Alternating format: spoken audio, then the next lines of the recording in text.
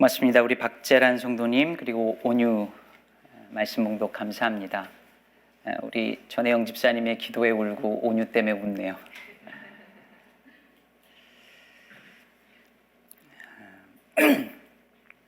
여러분이 생각하는 예수님은 어떤 분이십니까? 예수님을 어떤 이미지로 표현할 수 있다면 여러분 머릿속에 그려지는 예수님은 어떤 분이신가요? 이런 예수님은 어떤가요?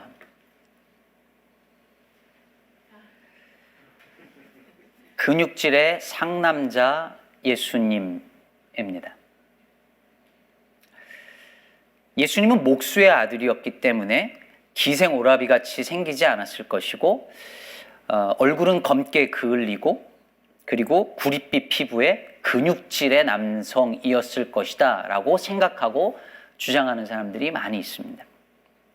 성전에서 장사하는 이들을 보시고 그냥 엎어버리시는 그런 과격한 남자 예수인 것이죠. 하지만 예수님을 남자 중에 남자로 묘사하는 것은 19세기 말 미국 사회에서 유행처럼 번졌던 남성성 회복 운동과 연관이 있습니다. 당시 미국 사회가 지나치게 여성화되어 있다라고 느끼고 그것을 우려하는 미국인들, 특히 사회 지도층들이 많았습니다.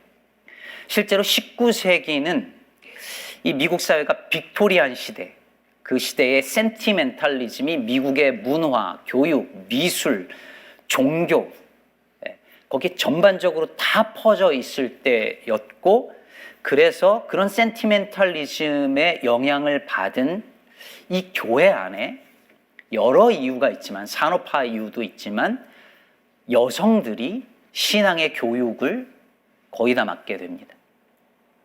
그러다가 19세기 후반 들었으면서 이런 현상을 우려하는 백인 남성 지도층들이 많았는데요.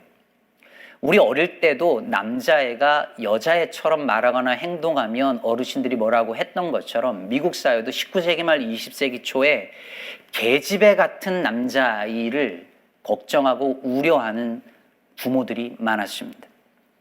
심지어 이것을 국가적인 위기를 넘어서서 인종적 위기로까지 여기게 된 것이죠. 특히 미국의 26대 대통령이었던 티오도르 흔히 테디라고 불리는 루즈벨트 대통령은 전쟁을 해야 되는데 이 남성들이 전쟁을 두려워하는 유약함을 보인다고 하면서 그것을 비판하고 강한 남성성을 강한 국력과 연관지어서 강조하게 됩니다. 이런 흐름에 따라서 미국 사회는 점점 과거의 절제, 금욕, 품위를 강조하던 교육 분위기에서 열정적이고 활동적이고 그리고 야성적인 품성을 강조하는 교육으로 바뀌어가기 시작합니다. 박싱이나 미식 축구가 미국의 대표적인 스포츠가 된 것이 바로 이때입니다. 문제는 이런 사회적 분위기가 기독교와 만나기 시작했다는 것이죠. 미국의 남성성 회복 운동과 기독교 신앙이 만나면서 생겨난 것이 소위 Muscular Christianity, 번역을 하면 근육질의 기독교 혹은 남성적 기독교가 될 수 있겠죠. 이 당시에 생겨나서 활성화된 것이 바로 YMCA입니다. 그리고 조금 전에 보셨던 것처럼 미식 축구 선수들이 무릎 꿇고 기도하는 것, 이게 Muscular Christianity의 대표적인 이미지가 되지요. 즉 거친 남성성이 신앙의 한 덕목으로 자리를 잡기 시작을 한 것입니다. 이때부터 등장한 것이 바로 남자다운 예수 이미지입니다. 예수님을 유약하고 부드러운 그런 이미지, 센티멘탈한 어떤 이런 이미지가 아니라 더 다부진 모습의 남자로 그리고자 한 것이죠.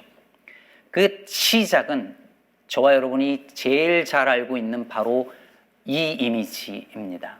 워너 셀몬의 Head of Christ라고 하는 작품입니다. 이 작품은 지금은 그렇게 보이지 않지만 이 당시 저 그림은 남자다운 남자를 그려달라는 요청에 의해서 만들어진 그림입니다. 남자다운 백인 남자이죠. 문제는 이런 예수님의 남성성을 강조하는 이 이미지가 점점 더 호전적으로 바뀌고 이것이 미국의 복음주의 개신교회의 그 공격적이고 호전적인 신앙을 반영하거나 강화시키는데 사용되어 왔다는 것이죠. 심지어 전쟁을 정당화하는 데도 쓰여집니다. 예를 들어 이렇게 총을 든 예수님이 등장하게 되는 이유, 배경이기도 합니다. 예수님에 대한 이들의 이런 이해가 예수님은 manly man이라고 real man이라고 생각하는 이런 이해가 누군가를 공격하거나 폭력을 사용해서라도 자기 것을 지켜내려고 하는 공격적 신앙을 만드는 데 사용되어져 온 것입니다. 보시다시피 여러분, 우리가 예수님을 어떤 분으로 아느냐는 우리 그리스도인들의 신앙만이 아니라 우리의 삶과 우리의 태도와 삶의 모든 것에 영향을 끼칩니다. 우리가 믿는 대상에 대한 우리의 이해가 우리와 우리 주변을 다 형성하기 때문인 것이죠. 그렇다면 우리는 스스로에게 이제 질문을 던져야 합니다. 여러분에게 예수님은 어떤 분입니까? 우리에게 예수님은 누구이기에 우리는 이렇게 살고 있는 것일까요? 오늘 본문 출애굽기 4장 후반부에 보면은 모세와 아론이 하나님의 산에서 만난 후에 이제 이스라엘 백성들을 모아놓고 하나님께서 명하신 말씀을 전합니다. 그러자 백성들이 하나님께서 그들의 고난을 살피셨다라는 말씀을 믿고 경배를 드려요. 모세가 걱정했던 것과 달리 일이 순조롭게 진행됩니다. 아, 하나님이 다 예비해 놓으셨구나 하며 모세가 마음을 놓았을 거예요. 자, 이제 모세와 아론이 파라오에게 찾아갑니다. 그리고 하나님의 명령을 전하죠. 5장 1절을 보면 그 후에 모세와 아론이 바로에게 가서 이르되 이스라엘의 하나님 여호와께서 이렇게 말씀하시기를 내 백성을 보내라. 그러면 그들이 광야에서 내 앞에 절기를 지킬 것이니라 하였나이다. 내 백성을 보내라. 그런데 모세의 기대와는 달리 바로 왕이 이것을 거절하면서 이렇게 말합니다. 2절이죠. 바로가 이르되 여호와가 누구이기에 내가 그의 목소리를 듣고 이스라엘을 보내겠느냐. 나는 여호와를 알지 못하니 이스라엘을 보내지 아니하리라. 여러분, 바로 이 구절, 지금 파라오 왕이 말한 이 한 구절 속에 앞으로 펼쳐질 10가지 재앙을 받으면서도 바로 왕이 이스라엘 백성을 절대로 보내주지 않으려고 한 이유가 담겨져 있습니다. 여호와가 누구이기에, 도대체 여호와가 누군데 내가 그 말을 들어야 하느냐. 나는 여호와를 알지 못하니 이스라엘을 보낼 수 없다, 이렇게 말하죠. 여호와 하나님이 누구인지를 알지 못하는 것, 그것이 바로 왕이 끈질기게 이스라엘을 내보내주지 않은 이유였습니다. 여러분, 사실 바로 입장에서는 이게 너무 당연한 거죠. 왜냐하면 이집트에는 이집트 사람들이 섬기는 수많은 신들이 있었어요. 근데 여호와라는 신은 처음 듣는 신이에요. 더군다나 여호와가 누구길래 라고 했더니 모세가 3절에서 이런 말을 합니다. 히브리인의 하나님이 우리에게 나타나셨은즉, 이렇게 말하죠. 여러분, 본래 히브리라는 말은요, 이 말의 뜻은 강을 건너다, 이런 뜻이에요. 강을 건너다. 무슨 강을 건넌 거예요? 메소포타미아, 갈대아 우르 그 지방에서 유프라테스 강을 건너서 가나안 땅으로 온 사람들이란 말이에요. 그러니까 이 히브리인이라는 말은 특별한 민족이나 어떤 국가의 어떤 구성원, 시민들이 아니라 그냥 국경을 넘어서 이리저리 떠돌아다니는 떠돌이들을 가리키는 말입니다. 그게 히브리인이라는 말의 의미예요. 근데 당시 제국이었던 이집트 왕에게, 더군다나 신의 아들로 여겨지던 바로 왕에게 히브리인의 하나님이 나타났다는 게 무슨 의미가 있겠어요? 얼마나 우습게 들렸을까요? 그러니 여호와라고 하는 신은 바로 왕이 알지도 못할 뿐더러 알 필요조차 없는 왕이었을 것입니다. 결국 바로가 어떻게 하죠? 모세의 말을 듣고 이스라엘 사람들에게 더 노역을 시킵니다. 여러분, 애굽의 벽돌을 만들 때에는 썩어가는 짚을 그 사이에 넣어가지고 접착력을 높였습니다. 그런데 바로가 어떻게 하냐면 그 짚을 주지 말고 지들이 알아서 구해서 하게 하라, 이렇게 하는 거죠. 그래서 어떻게 해요? 이스라엘 백성들이 흩어져서 곡초 그루터기를 거두어서 그 짚 대신 사용합니다. 근데 이 곡초 그루터기는 너무 드라이해서 접착력이 생기지 않는 거예요. 그러니 벽돌을 만드는데 얼마나 힘들겠어요. 2배, 3배의 노역이 드는 거죠. 그러면서 14절에 보면 이 애굽 감독관들이 이스라엘 자손들의 기록원들을 말하자면 다그치는 거죠. 그러면서 벽돌 수량을 못 채웠다고 매질을 합니다.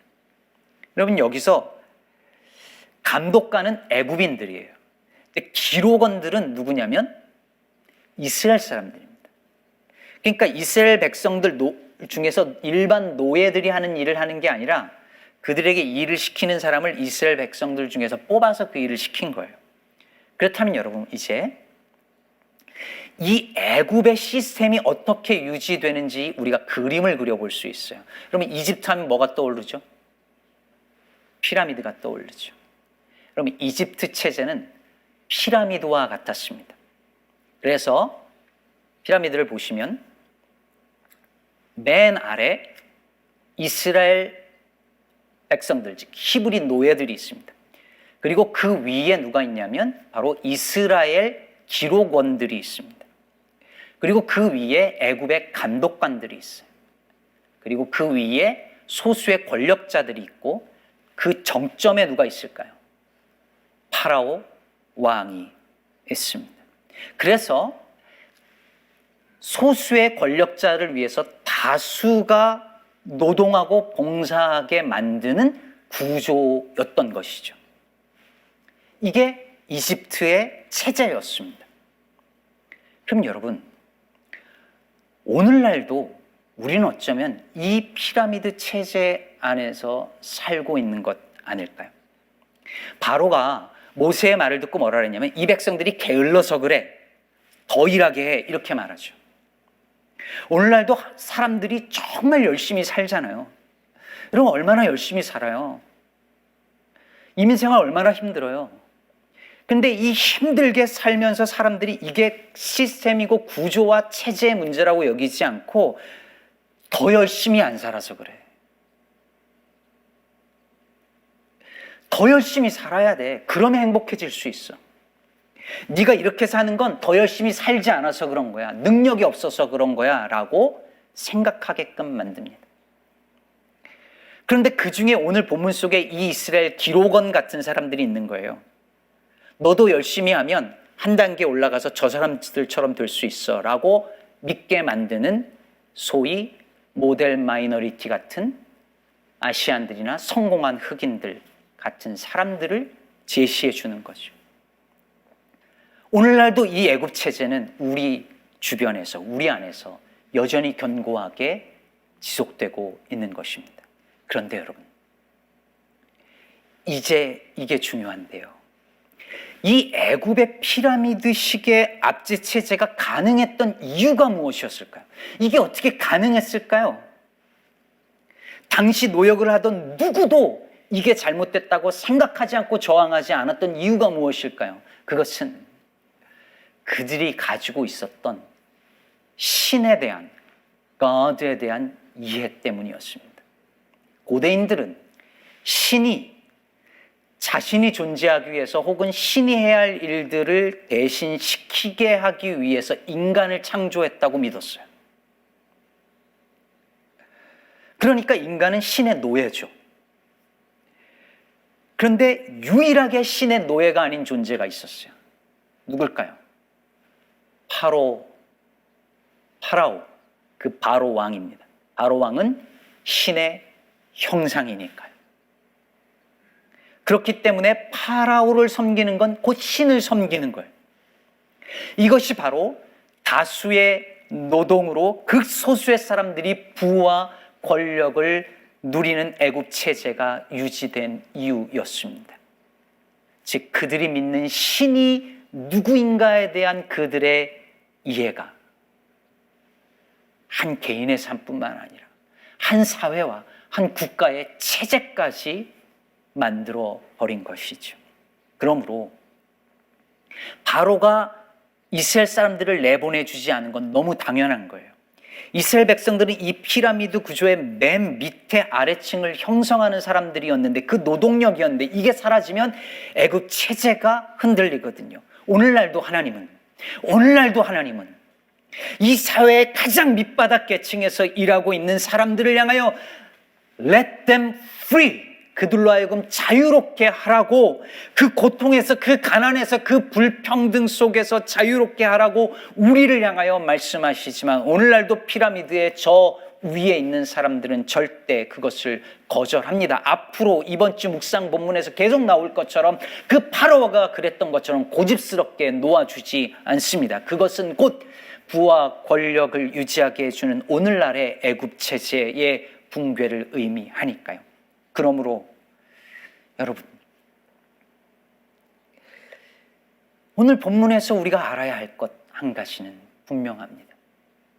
이 모든 것이, 이 모든 악한 구조가, 이 모든 세상의 사람들이 힘겹게 오늘도 살아가고 있는 이유가 무엇이냐면 결국은 하나님을 모르기 때문이라고 말하고 있는 것입니다. 오늘 본문이 그걸 말하고 있어요. 그것도 아이러니하게 바로 왕의 입을 통해서 말하죠. 여호와가 누구이기에 내가 그들을 보내겠느냐? 여호와가 누구이기에 이 체제의 가장 밑바닥에서 노동력을 감당하는 그들을 자유롭게 하겠느냐? 나는 여호와를 알지 못하니 내보내주지 않겠다라는 것입니다. 다시 말해서 우리가 돈의 노예가 되고 일의 노예가 되어서 살고 있는 것, 사람이 사람을 억압하는 것, 부가 소수에게 집중되어서 살게 만드는 이 악한 모든 체제는 결국 이 세상이 우리가 하나님을, 여호와 하나님을 알지 못하기 때문에, 그 하나님을 제대로 알지 못하기 때문에 일어나는 일이라고 하는 것입니다. 그래서 사랑하는 여러분, 하나님께서 우리에게 원하는 한 가지가 있다면 그것은 하나님을 아는 것입니다. 하나님을 더 아는 것입니다. 하나님과 그분의 아들 예수 그리스도를 아는 것입니다. 여러분, 우리가 예수 믿고 영생을 누린다라고 말할 때 그 영생이 뭐죠? 영생이 무엇입니까? 요한복음 17장 3절은 이렇게 말합니다. 영생은 곧 유일하신 참 하나님과 그가 보내신 자 예수 그리스도를 아는 것이라고 말합니다. 호세아서 6장 6절은 이렇게 말합니다. 나는 인애를 원하고 제사를 원하지 아니하며 번제보다 하나님을 아는 것을 원하노라. 여러분, 하나님을 아느냐 모르느냐, 하나님을 어떤 분으로 아느냐가 우리의 인생과 이 세상의 모든 것을 결정합니다. 여러분들의 삶과 일상과 여러분들의 가족과 직장의 모든 것과 이 사회와 이 세상의 모든 것이 우리가 하나님을 어떤 분으로 아느냐, 그것에 달려져 있다는 것입니다. 그러므로 여러분, 신앙의 여정은 결국 하나님을 알아가는 과정입니다. 하나님은 우리 인생의 전체를 통해서 그분을 알아가기를 원하십니다. 내게 일어나는 모든 일은, 저와 여러분에게 일어나는 모든 일은, 여러분의 인생에서 겪어왔고 겪고 있는 모든 일은 단 하나의 목적, 하나님을 알게 하기 위함입니다. 제가 뉴저지에서 이쪽으로 이사 온 지 2년하고도 5개월째가 되어져 가고 있어요. 이곳에 와서 제가 참 많이 듣는 질문 중에 하나가 이런 거예요. 시카고에 왜 오셨어요? 뉴저지가 더 좋은데 왜 시카고 오셨어요? 이런 질문을 굉장히 많이 받아요. 이쪽에 사는 분들이서 눈에 볼 땐 뉴저지가 훨씬 살기 좋은데 왜 일로 오셨냐는 그런 뉘앙스예요. 항상 시카고는 사람들 유입이 적고 오히려 사람들이 빠져나가는 도시이고 목회 환경도 별로 좋지 않은데 왜 오셨냐는 것이죠. 엊그저께 만난 어떤 분은 저에게 한국으로 가셔도 됐을 텐데 한국이 훨씬 더 역동적이고 목회 환경도 좋은데 목사님 거기 더 잘 어울리실 것 같은데 왜 미국에 남아 계시냐고 물어요. 여러분, 이런 질문에 대한 모범 답안은 이런 것이죠. 목사는 하나님이 가라는 곳이면 어디든 갑니다. 시카고 기쁨의 교회 와 보니 제가 왜 시카고에 와야 했는지 알겠네요. 뉴저지나 한국보다 시카고가 좋아요. 이 모범 답안인데요. 사실 빈말이 아니라 저 정말 그렇게 믿거든요. 근데 여러분, 때로 이런 믿음이 혹 흔들리더라도 제가 정말 굳게 믿는 한 가지는 제가 이곳에 있는 이유, 제가 이렇게 살아가는 이유, 아니 제 인생 전체에 하나의 이유와 목적이 있다면 그것은 하나님을 알아가는 것, 그것입니다. 하나님을 알게 하기 위해서 하나님은 오늘도 제게 이렇게 하시고 그렇게 하셨습니다. 때로는 제가 원하고 기대하는 결과가 나타나지 않는다 하더라도 말이죠. 모세가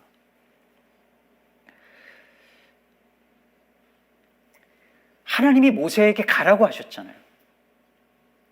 그래서 순종했는데 어떻게 됐어요? 결과가 더 엉망이 됐어요.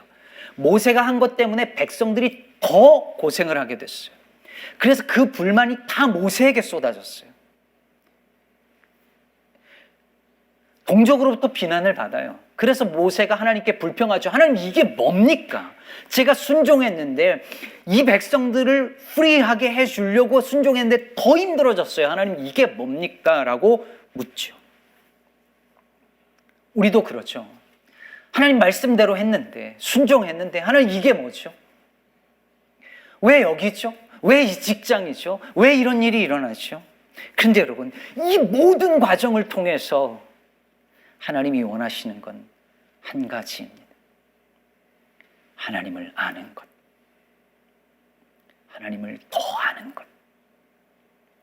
하나님을 바르게, 깊게 아는 것입니다. 하나님께서 모세를 통해서 하고자 하는 일이 그것이었습니다. 그래서 오늘 본문 뒤에 6장 7절을 보면 하나님께서 이렇게 말씀하세요. 너희를 내 백성으로 삼고 나는 너희의 하나님이 되리니 나는 애굽 사람의 무거운 짐 밑에서 너희를 빼낸 너희의 하나님 여호와인 줄 너희가 알지라. 자, 이제 앞으로 내가 하나님 여호와인 줄을 너희가 알게 될 거라는 거예요. 어떻게? 무엇을 통해서? 애굽의 압제 속에서 그들을 해방시킴으로 말미암아. 그래서 여러분, 이번 한 주 동안에 10가지 재앙 본문을 묵상하게 될 텐데 여러분, 동그라미 치면서 묵상해 보세요. 계속 나오는 게 뭐냐면 여호와 하나님인 줄 알게 된다는 그 얘기예요. 바로가 그 재앙을 겪으면서 히브리인의 하나님 여호와가 누구인지를 알게 됩니다. 이게 목적이라는 거예요. 모든 재앙의 목적은 바로 왕과 그 이집트 사람들과 이스라엘 민족이 하나님이 누구인지를 아는 것, 여호와 하나님이 누구인지를 아는 것, 그것이 이 출애굽 사건의 목적이며 이 출애굽기의 목적이라는 것을 출애굽기가 계속해서 우리들에게 증언하고 있는 것입니다. 그렇다면 그들이 이 모든 출애굽 과정을 통해서 알게 되는 그 여호와 하나님은 어떤 하나님일까요? 해방과 구원의 하나님입니다.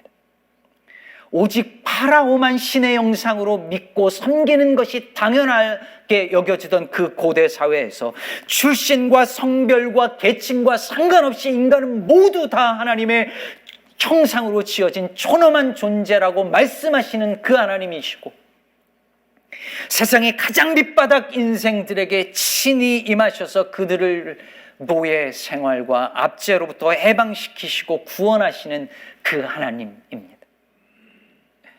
하나님을 이런 하나님, 이런 창조와 구원의 하나님으로 만나고 알게 될 때 우리는 더 이상 돈의 노예, 일의 노예로 살지 않을 수 있습니다. 세상에서 어떤 처지와 어떤 형편에 놓인 사람도 존귀한 하나님의 형상으로 알고 대하게 됩니다. 이 세상에서 끊임없이 세워지고 유지되고 있는 이 애굽의 피라미드 체제에 갇혀서 고통하는 사람들로 하여금 let them free, 그들로 하여금 해방과 구원을 경험하게 하는 그 일이 우리의 소명인 줄 알고, 우리가 이 땅에 존재하는 이유인 줄 알고 살게 되는 것입니다. 사랑하는 여러분, 지금 여러분의 삶의 자리에서, 여러분이 서 있는 자리에서 하나님을 알아가고 계신가요? 여러분이 하는 일을 통해서 하나님의 하나님 되심이 드러나고 있으신가요? 혹시 모세처럼 이게 뭐냐고 불평하다가 그 자리에서 하나님을 알아가는 기회를 놓치고 있는 건 아닐까요? G.K. 체스터턴이 남긴 유명한 명언들 중에 이런 말이 있습니다. 하나님은 구약 성경의 등장인물 중 유일한 주인공이 아니라 구약 성경에 나오는 유일한 등장인물이다. 다시 한번 잘 생각하며 들어보세요. 하나님은 구약 성경의 등장인물 중 유일한 주인공이 아니라 구약 성경에 나오는 유일한 등장인물이다. 하나님이 단순히 성경에 등장하는 여러 인물들 중 가장 중요한 혹은 유일한 주인공이 아니라 거기 나오는 유일한 등장인물이랍니다. 다시 말해 성경의 모든 이야기는 오직 하나님 한 분의 이야기이고 하나님 한 분을 가리키는 이야기이며 하나님 한 분만을 알려주는 이야기라는 것입니다. 이것은 사람이라는 존재가 무의미하다는 말이 아닙니다. 하나님께서 우리의 안에 하나님의 형상을 담으시고 우리를 통하여 하나님을 드러내게 하셨기 때문입니다. 그러므로 사랑하는 여러분, 우리의 매일의 일상을 통해서, 아니 우리 인생 전체를 통해서 드러나야 할 분은 하나님이십니다. 그러니 우리의 일상과 우리의 인생을 통하여 사랑하는 여러분, 하나님을 더 알아가시기 바랍니다. 하나님과 그가 보내신 아들 예수 그리스도를 아는 영생을 오늘부터 누리시기를 바랍니다. 그래서 우리를 통해 온 세상에 하나님의 하나님 되심이 알려지기를 바랍니다. 그리하여 이 땅에 여전히 굳건히 존재하고 있는 이 애굽의 피라미드 체제에서 신음하며 고통하고 있는 우리의 이웃들이 하나님을 아는 우리들로 말미암아 해방과 구원을 경험하게 되어지기를, 그 일에 하나님께서 우리 기쁨의 교회를 사용해 주시기를 우리 주 예수 그리스도의 이름으로 축복합니다.